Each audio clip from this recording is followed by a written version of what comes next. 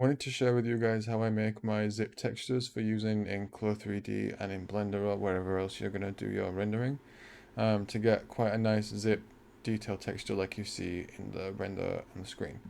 I start off in Photoshop, so I have a square image here, and this image is 512 by 512 pixels and it's 72 pixels per inch. So this will be the image texture resolution that we want to work with. I need a photograph of a zip to work with, and the place I get this is in Google Images. So I literally just searched the word zipper.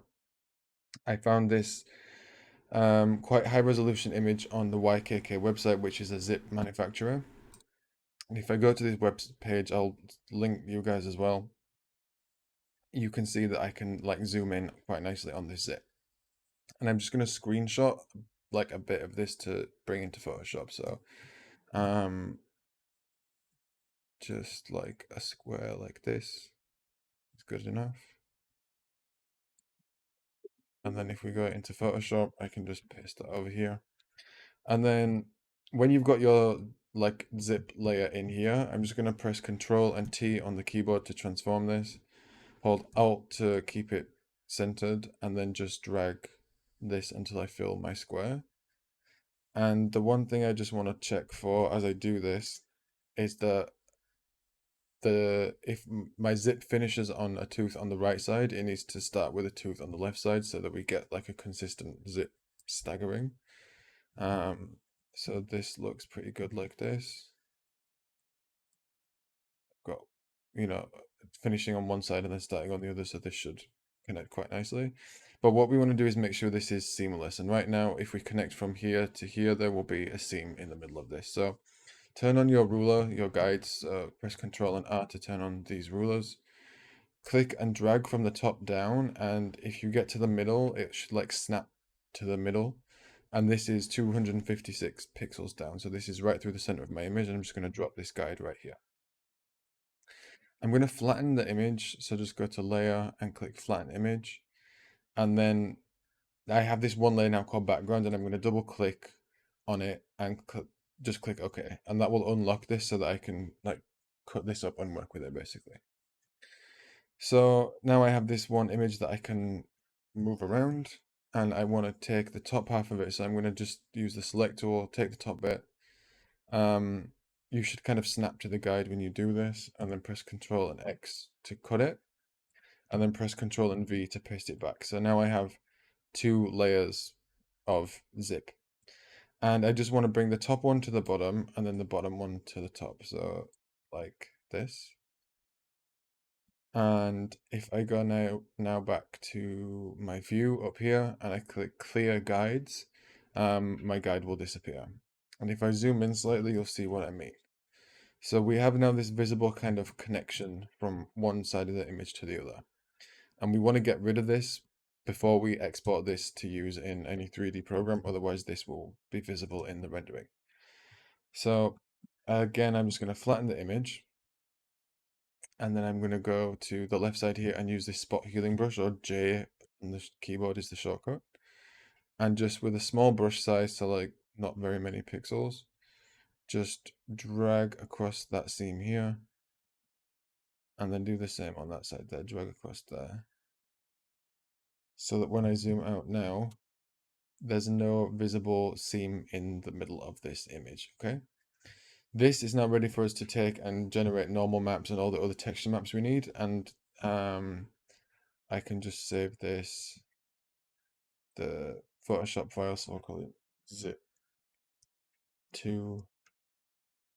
And then we're going to just go to File, Export, Quick Export PNG, and call this zip2 diffuse. So this will be the diffuse color.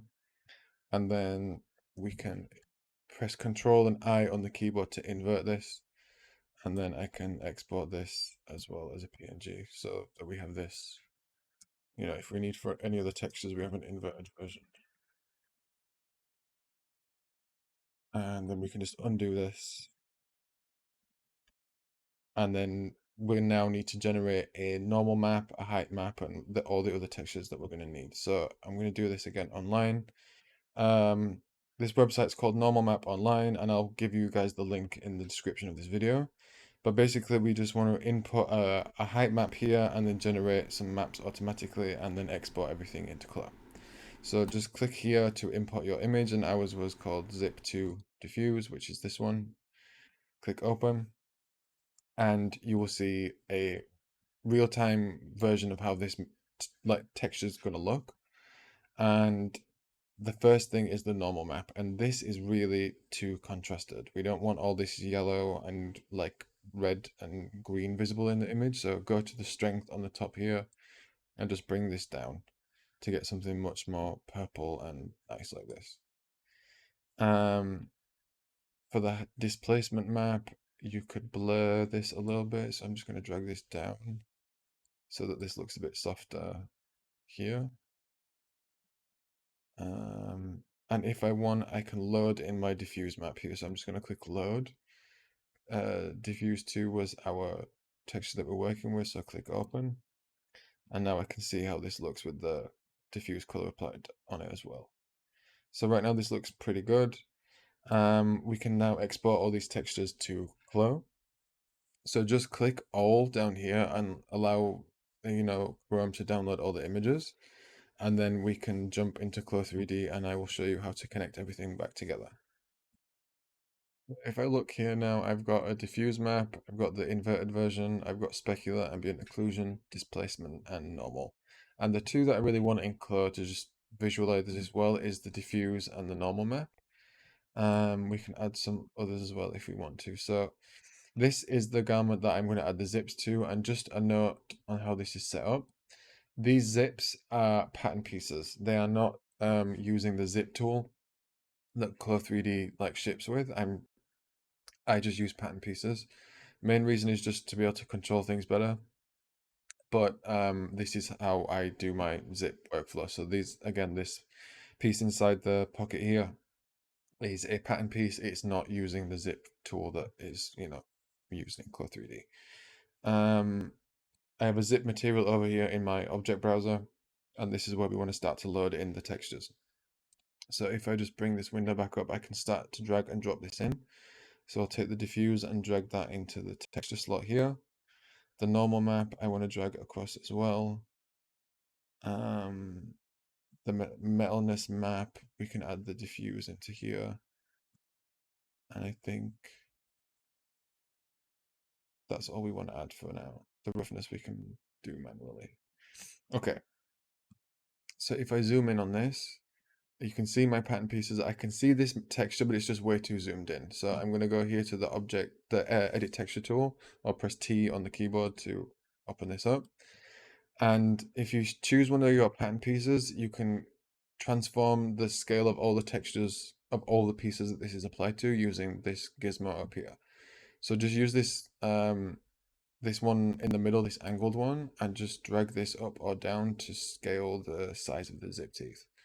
So I'm going to stop right about there. And the point being now, when I've got the zip teeth the size that I want, I can just drag these around until I get the right look. Maybe they need to be a little bit bigger. Yeah. So I'm looking in the 3D viewport as much as the 2D as well. It might not look the same, but because this piece has thickness applied to it, I need it to wrap around the edge. So that's the front zipper. For this pocket, I'm going to need to check the direction that the zip is going in because my piece is angled. So I'm just going to make sure my grain line follows the direction of the pattern, and then just drag this across.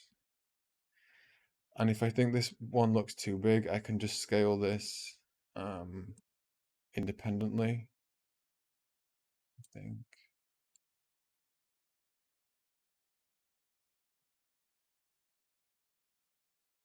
Oh no, I have to scale them all together. This looks okay for now, it might just be the wrong angle. Yeah. So this will be what the zip teeth look like when they're closed. And then I have some on the cuff back here as well. So when you're placing them on the cuff, it's two separate pieces. One like this.